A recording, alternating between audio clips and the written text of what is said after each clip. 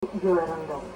Kolonat e automobileve në orët e paraditës arritën nga Podujeva në Prishtinë në Zënës, të cilëve sipas informatave nga vendi i ngjarjes u duhej dhënë ndihma mjekësore për shkak të çrrimit.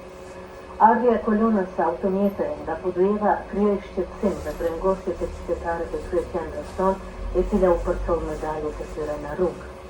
Natyrisht as ky rast nuk mbeti pa konotacione politike. Një numër i atyre që batin të sëmurit ngritnin vishtërinjet në shenjë të fitores, duke përshëndetur masën e të buar skaj rrugës. Ndërkohë u dëgjuan edhe dezinformata se gjoja uji i pijes në Prishtinë është helmuar, se edhe në disa shkolla të kryeqendrës ka raste helmimi e të tjera.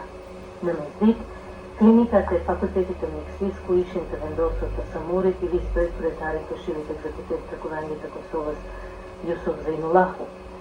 Në orën 13 arriti lajmi për raste të ngjashme në Vučicër, Lipjan, Mitrovicën e Titos, Ferizaj, Gjilan, Prizren e Qetil.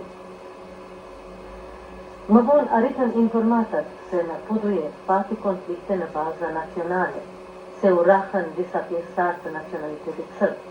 Në orët e paraditës, përfaqësuesi i Këshillit për mbrojtjen e të drejtave dhe lirive të njeriut në Prishtinë mbajti një konferencë të improvizuar për shtyp në lokalet e Fakultetit të Mjekësisë.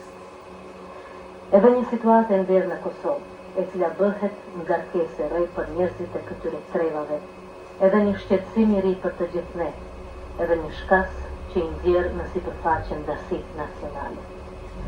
Derisa pjesëtarët e Kombësisë Shqiptare kretë këtë e shikojnë me rëmqethje e frikë, duke pyetur kush është shkaktari gjithë kësaj, pjesëtarët e nacionaliteteve serbe malazeze dyshojnë se ky është inskenim me prapavi politike.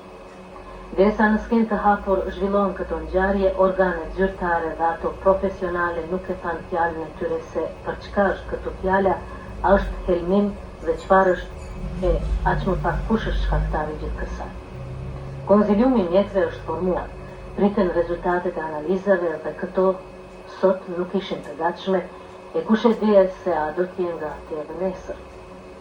Shpresojmë se dita e nesërme do të hedhë më shumë dritë në këtë të pamirë, me shpresë që qytetarët e Kosovës, e veçmas ata të Kombësisë Shqiptare, do ta kuptojnë peshën e kësaj situate duke u sjellë me maturi e urti, duke u përmbajtur nga çdo demonstrim në rrugë për të mos lejuar që situata të eskalojë me pasoja shumë të rënda që dikush padyshim e dëshiron.